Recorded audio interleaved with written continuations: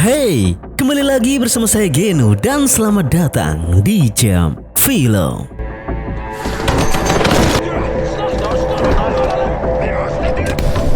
Sorry teman-teman, hampir 1 bulannya saya rehat karena kemarin lagi sakit. Ya ampun, tipes, habis itu asam lambung pula. Jadi cukup lama lah untuk badan bisa kembali fit ya. Dan mudah-mudahan juga dari sini saya sendiri bisa upload lebih sering lagi ya. Dan sudah nggak lagi sakit-sakit lagi gitu ya. Buat kalian semua jaga kesehatan kalian ya. Dan langsung saja, tidak perlu lama-lama, mari kita putar intronya.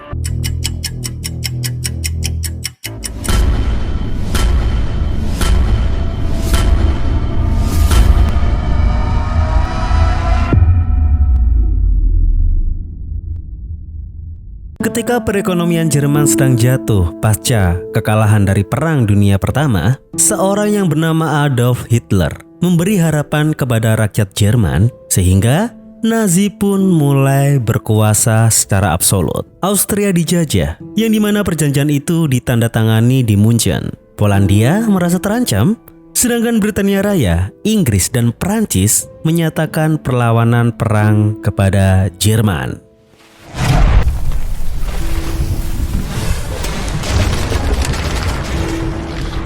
Benteng Sala, Finlandia pada bulan Maret 1940, Perang Dunia Kedua. Langsung saja kita diperlihatkan pertempuran sengit di dataran hutan bersalju tersebut antara pasukan Nazi melawan pasukan relawan gabungan Finlandia dan juga Norwegia, dan salah satu dari mereka bernama Magnus dan juga sahabatnya yaitu Kolben Lauring, yang dimana pertempuran tersebut berjalan begitu sangat sengit.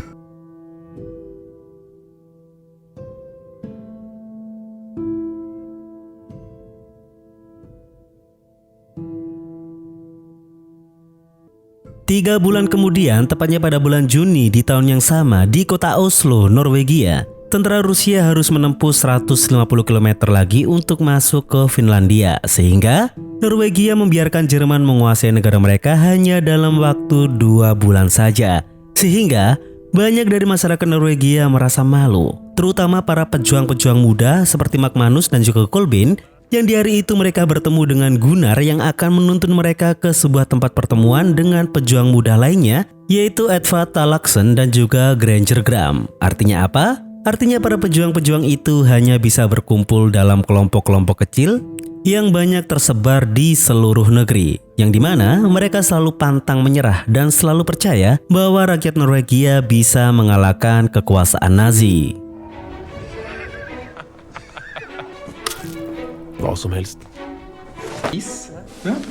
Mereka akan melakukan apapun demi melawan Nazi, dan awal dari perlawanan mereka adalah melalui surat kabar. Mereka akan melawan semua propaganda Nazi yang sudah mendominasi arus media di negara mereka. Dan kendati pun mereka tidak ada yang pandai dalam hal jurnalistik, satu hal yang selalu mereka pegang dan perjuangkan, yaitu bertempur untuk raja dan juga negara. Keanggotaan para pemuda-pemuda pejuang ini semakin hari semakin bertambah, dan karena kebanyakan dari mereka hanyalah individu-individu yang amatir, mereka tidak menyadari akan kelengahan yang sudah mereka perbuat. Bahkan, Magnus sebagai pentolan tidak memikirkan konsekuensi perlawanan yang mereka jalankan pada saat itu, yang dimana para Gestapo sudah menandai mereka semua. Suatu malam, ketika para kelompok inti itu berkumpul, mereka menyadari bahwa perlawanan hanya dengan lewat media koran tidak akan memberikan kemenangan bagi mereka. Mereka harus melakukan hal yang lebih gila lagi, yaitu mereka berencana untuk meledakkan gedung-gedung penting yang dikuasai oleh Nazi dan para Gestaponya. Upaya untuk menunjukkan perlawanan mereka yang begitu sangat serius dan ambisius.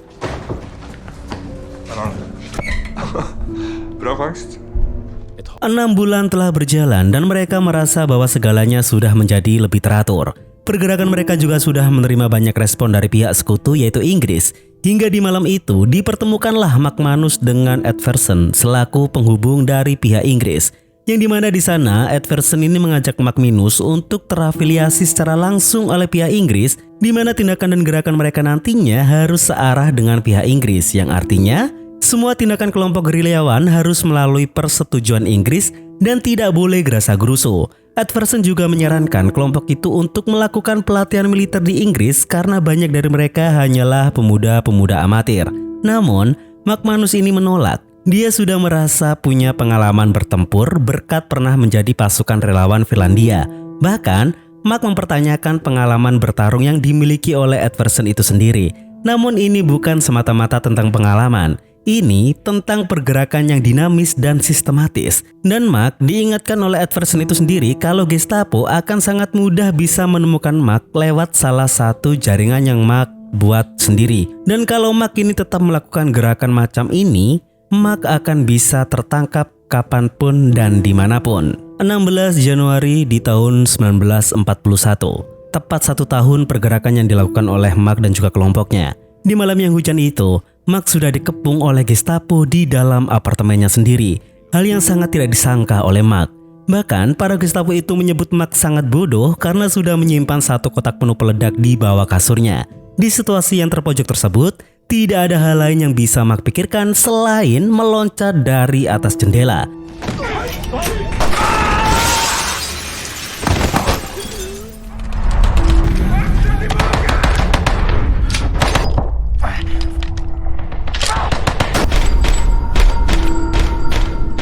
Dia kini terbaring di rumah sakit, dijaga ketat oleh para Gestapo. Di sana, dia hanya bisa berkomunikasi dengan si perawat yaitu Liv, yang jelas Mac tidak bisa berbuat banyak. Liv di sana mengatakan mungkin hanya dokter yang bisa Mac ajak untuk bekerja sama. Dan benar, si dokter berusaha mencegah para Gestapo itu untuk memindahkan Mac ke markas kepolisian, di mana si dokter menjelaskan kalau Mac masih mengalami luka yang parah dan mengalami pendarahan dalam. Dan hal itu nyatanya cukup untuk membuat Mac mendapatkan kesempatan untuk melarikan diri. Semua itu juga sudah dirancang dengan matang oleh rekan-rekannya dan juga Edvardsen di luar sana.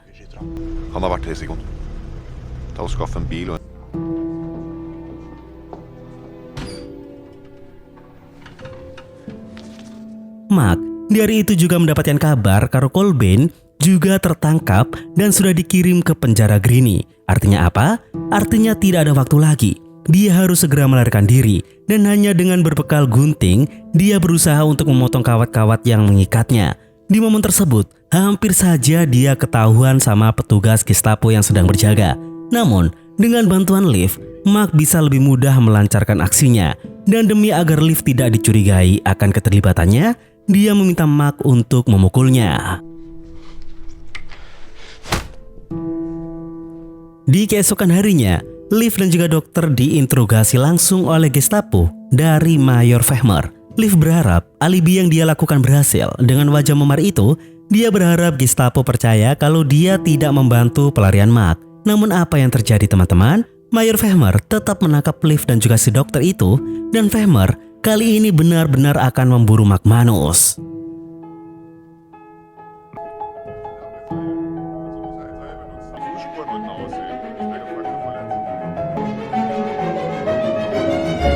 Di mana McManus? Disinilah dia berada, yaitu di kamp pelatihan pasukan di Skotlandia.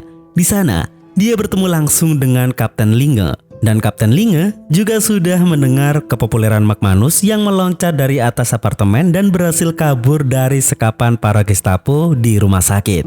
Di sana Kapten Linge menjelaskan bahwa secara teknis, Norwegia belum berhasil merebut 1 kota pun sejak mereka dipukul mundur di Narvik. Sekutu mengalami kekalahan di mana-mana. Namun satu hal yang pasti, McManus sudah siap berjuang kembali bersama negaranya. Setelah itu, dia kembali bertemu dengan sahabatnya yaitu Granger Graham yang sekarang sudah berpangkat menjadi kopral. Momen tersebut adalah pertemuan yang manis antar dua pejuang itu. Di sana, Graham bercerita bahwa Kolben tertangkap oleh Gestapo dan dikirim ke penjara Grini semenjak dia menjabat sebagai kepala unit. Dan sangarnya, Kolben justru malah memilih untuk sengaja menetap di penjara, mengunci dirinya sendiri setelah membantu beberapa tahanan untuk kabur. Sebuah pengorbanan yang luar biasa yang telah dilakukan oleh Kolben. Lalu di bulan-bulan selanjutnya, seluruh pasukan mendapatkan pelatihan-pelatihan militer. Manus dan juga Graham menjalani pelatihan tersebut dengan sangat antusias dan semangat yang luar biasa.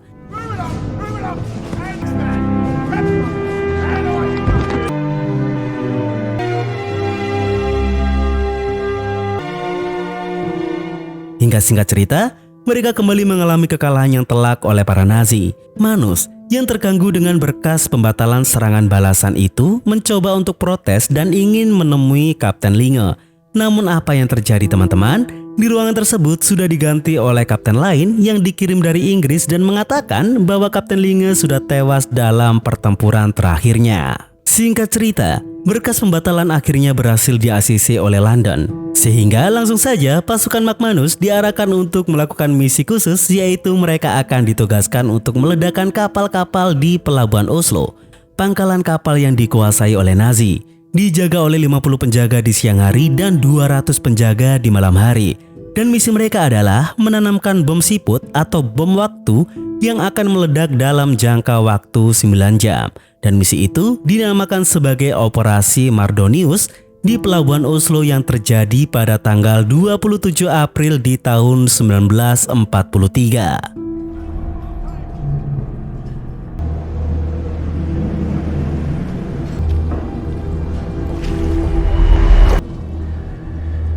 Magmanus, Gram, dan 2 rekan lainnya berpencar menggunakan sampan kecil. Mereka mendayung perlahan untuk menghindari sorot suar dari para penjaga. Dan sesuai yang sudah mereka rencanakan, mereka memasang bom itu satu persatu di lumbung kapal yang mereka targetkan.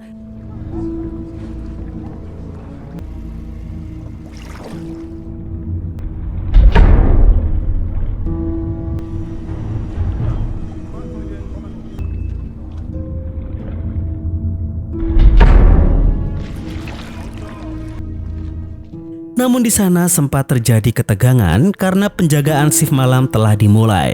Mereka semua tahu bahwa tidak ada jalan untuk kembali. Mark pun nekat untuk menerobos sorot-sorot suar dan hampir saja dia ketahuan oleh para pasukan patroli malam oleh pasukan Nazi.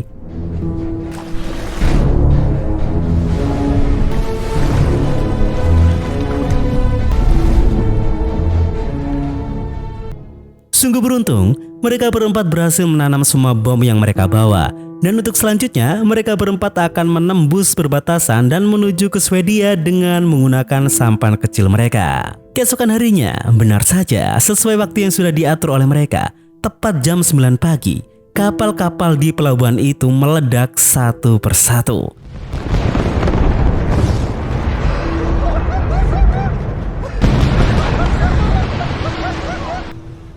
Namun, semua itu pasti tetap ada resikonya. Imbas dari perlawanan tersebut, para Gestapo akan benar-benar melakukan pemburuan besar-besaran terhadap mereka yang langsung dipimpin oleh Mayor Fehmer.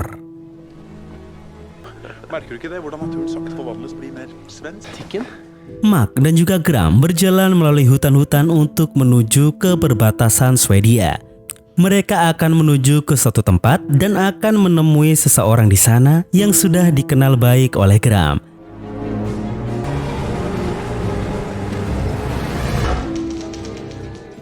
Dan pada akhirnya sampailah mereka dengan selamat di Stockholm, Swedia.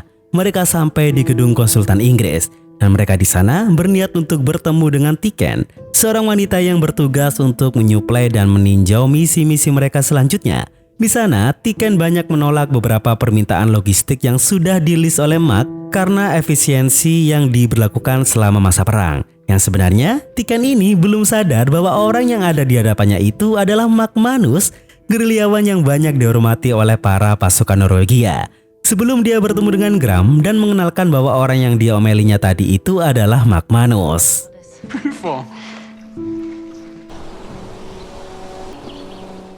Singkat cerita, semua pasukan kembali ke training camp Skotlandia pada tanggal 7 Juni di tahun 1943, di mana Gram dan juga Magmanus mendapatkan penghargaan karena mereka berhasil menjalankan misi mereka dengan sempurna. Dan mereka tidak hanya berhasil menjalankan misi, mereka juga berhasil memberikan moral yang lebih dan juga motivasi bagi seluruh perlawanan Norwegia. Sehingga dengan begitu, para jenderal menegaskan bahwa jangan sampai para gerilyawan Norwegia ini meremehkan musuh sebagaimana para Nazi-Nazi itu meremehkan mereka.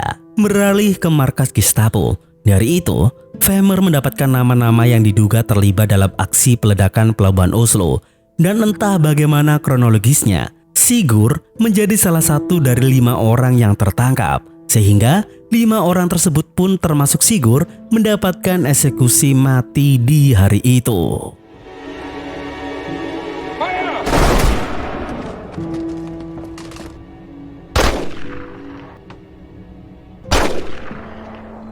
Kematian Sigurd membuat Magnus benar-benar terpukul. Bahkan nyawa Sigurd menurutnya tidak sebanding dengan kapal-kapal yang mereka ledakan. Dan dia benar-benar tidak terima atas tragedi yang menerima Sigurd. Beberapa hari kemudian, Mark dikejutkan dengan kemunculan Kolben yang pada akhirnya dibebaskan dari penjara karena para Gestapo tidak berhasil menemukan keterhubungan Kolben dengan Mark. Jelas di sana Mark sangat bahagia melihat sahabatnya itu bisa kembali menghirup udara bebas. Dan mungkin itu sedikit mengobati rasa sakitnya atas kematian Sigurd. Lanjut di bulan selanjutnya, Mark dan juga Gram kembali beraksi. Mereka dengan mudah melewati pemeriksaan dari para penjaga dengan identitas samaran mereka. Selanjutnya, mereka berdua bertemu dengan Gunnar.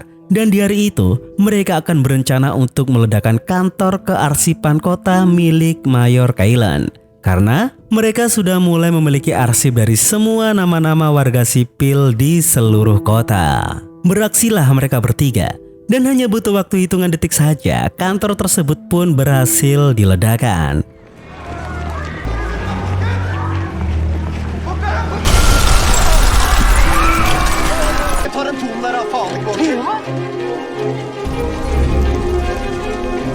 Belum cukup sampai di sana, Mark, Gram, Kolben, dan yang lainnya menyusup ke kediaman milik Mayor Kailan, menyekap istrinya dan melenyapkan sisa-sisa arsip yang ada di sana. Dan dikarenakan rumah saling berdempetan, Mark tidak ingin menggunakan peledak karena bisa berdampak ke rumah-rumah sebelah. Dia menyarankan untuk membakar semuanya.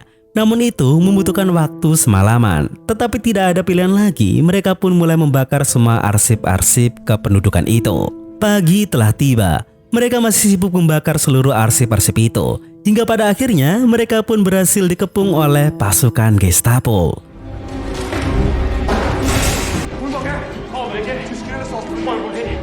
Mark, di sana dia memberi instruksi kepada semuanya untuk berpencar. Dan satu hal yang pasti, tidak ada jalan lain selain pertarungan.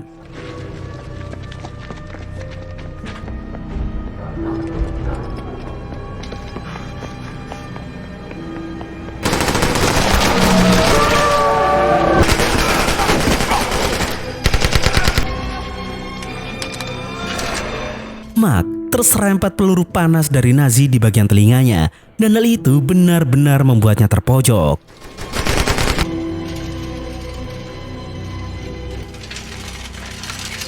Ketika dia berhasil lolos, tiba-tiba dia dikejutkan oleh todongan satu Gestapo. Untung saja ada Emil muncul dari belakang sehingga Mark mendapatkan celah untuk melawan. Sayang sekali teman-teman, nyawa Emil tidak terselamatkan. Dan kematian dari Emil itu mau tidak mau pada akhirnya menyelamatkan nasib Magnus itu sendiri.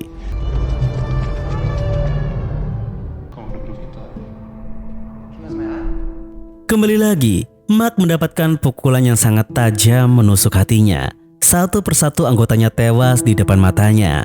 Dan Mark tidak ada yang bisa dia lakukan selain menerima kenyataan dari sebuah perjuangan. Sedangkan di kantor Gestapo, Vermeer pada akhirnya mendeteksi kembali tentang keberadaan Magnus. Data-data lengkap sudah dia peroleh, bahkan semua track recordnya. Satu sosok yang selama ini membuat kekisruhan di Norwegia. Dan Vermeer benar-benar berambisi untuk memburu Magnus hingga ke ujung bumi sekalipun. Kembali ke Stockholm, Swedia, Gram dan Mark kembali bertemu dengan Tiken selaku perwakilan Inggris. Di pertemuan itu, nampak terlihat Mark semakin dekat dengan Tiken. Bahkan di sana Mark baru tahu bahwa Tiken sudah bersuami dan memiliki satu anak, meskipun hubungan Tiken cukup complicated dengan suaminya. Bahkan momen kedekatan itu sudah tercipta di antara mereka berdua dengan begitu sangat intens. Singkat cerita, di markas para gerilyawan, Mark tidak sengaja menjatuhkan senjatanya hingga rusak dan meledakkan beberapa peluru yang mengenai dada dan kakinya. Sehingga dokter menyarankan Mark untuk operasi di Swedia. Dan meskipun Mark ini enggan untuk meninggalkan teman-temannya, tidak ada pilihan yang bisa dia ambil Bahkan Gram ingin Mark untuk tidak keras kepala, sehingga berangkatlah Mark ke Swedia. Lalu, tepat pada tanggal 13 November di tahun 1944, Gram dan juga Talak menemui pertemuan dengan seorang yang dipercaya sebagai informan Gestapo. Namun ternyata, Gram menyadari bahwa itu jebakan, sehingga tanpa basa-basi,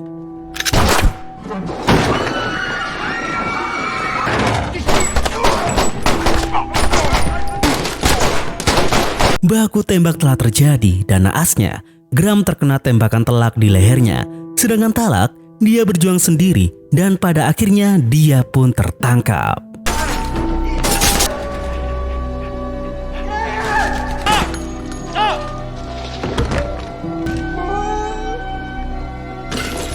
Er lebt noch.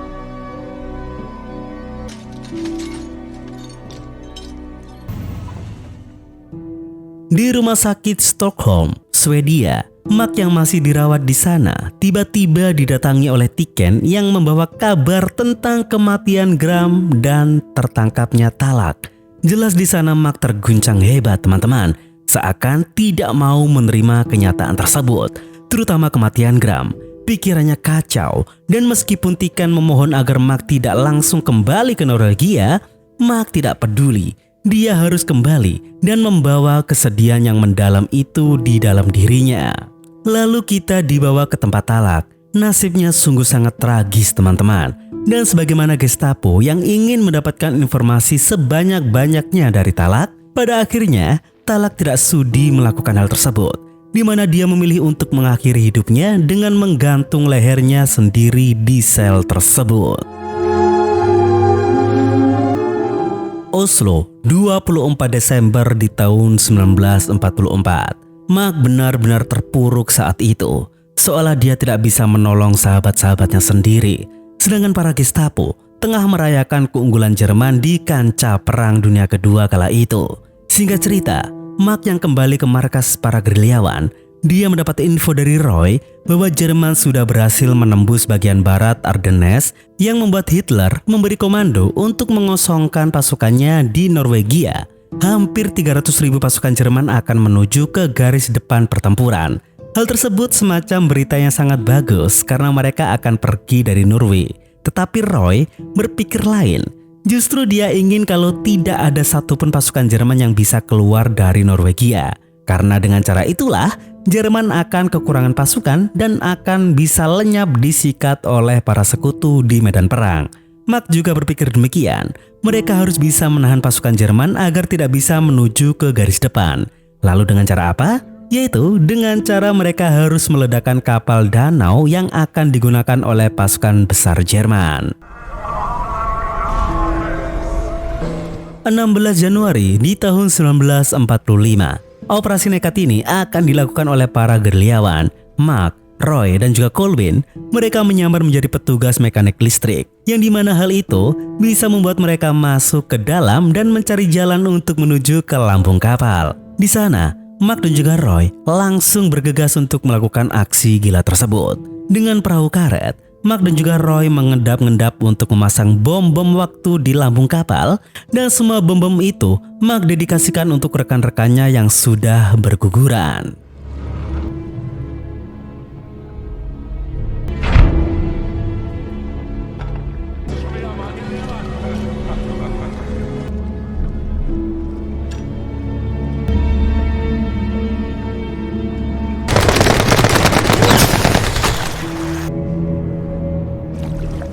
Di sana, mereka hampir saja terkena tembakan liar dari beberapa petugas yang berpatroli, tapi untung saja mereka masih selamat. Setelah bom terpasang dengan sempurna, mereka segera bergegas untuk keluar dari pelabuhan tersebut.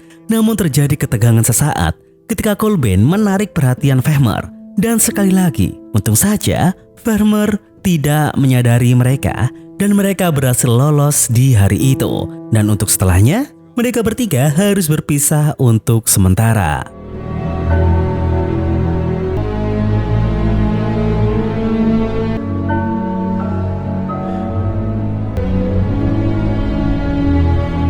Tepat di keesokan harinya, benar saja teman-teman, kapal danau meledak di tengah perjalanannya.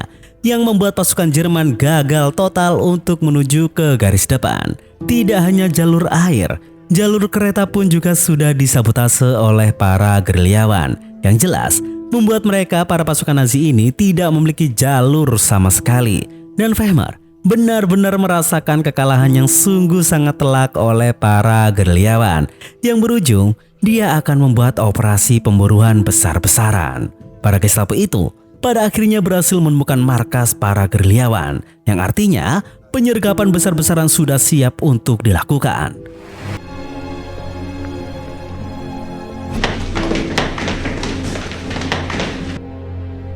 Roy tewas diberondong tembakan oleh pasukan Gestapo dan Kolben juga menyusul setelahnya. Gunnar yang mengetahui penyergapan Gestapo, dia segera menuju ke persembunyian Mack. Dan di sanalah Mack mendapatkan kabar tentang tragedi penyergapan tersebut. Dan meskipun Gunnar ingin Mack untuk tetap bersembunyi, Mack menolak. Dia segera menyiapkan senjatanya dan menuju ke markas. Dia menyelinap melewati pintu belakang dan di sanalah dia melihat dua jasad rekannya bersimbah darah. Hatinya kembali hancur. Dia mengokang senjatanya, namun tidak mampu untuk menekan pelatuknya. Dia benar-benar tak berdaya dan menangis tepat di belakang musuh-musuhnya.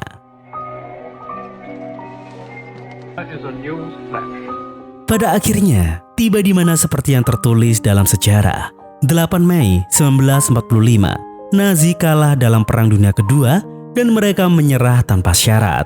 Semua masyarakat Norwegia berkumpul merayakan kemerdekaan mereka, di mana bendera Norwegia akhirnya berkibar di seluruh bangunan-bangunan rumah mereka. Kebebasan akhirnya telah datang. Kemerdekaan yang sudah mereka perjuangkan dan juga impikan. Di akhir cerita, kita menyaksikan bahwa Wehrmacht sudah dibekukan dan ditangkap di tahanan Norwegia. Dan untuk yang pertama kalinya, Wehrmacht baru mengetahui sosok dari seseorang yang selama ini dia buru, yaitu Maximo Manus. Dan Wehrmacht mengakui kemenangan dari sosok pahlawan itu. Setelahnya, dia kembali ke tempat dia pernah berkumpul dengan teman-temannya. Tidak ada perayaan di dalam lubuk hatinya. Dari sini kita mengetahui bahwa di balik setiap perang, selalu saja hanya nama-nama besar yang tercatat dalam sejarah. Namun kisah ini mengingatkan kita bahwa kemenangan juga dibangun oleh orang-orang biasa yang memilih melawan saat dunia menyerah. Mack Manus bukanlah prajurit sempurna. Ia penuh rasa takut, trauma, bahkan sempat hancur oleh perang yang terus merenggut orang-orang di sekitarnya. Namun justru karena itulah perjuangannya terasa nyata. Ia bukan legenda karena tak pernah jatuh, melainkan karena terus bangkit setiap kali dunia mencoba untuk menghancurkannya.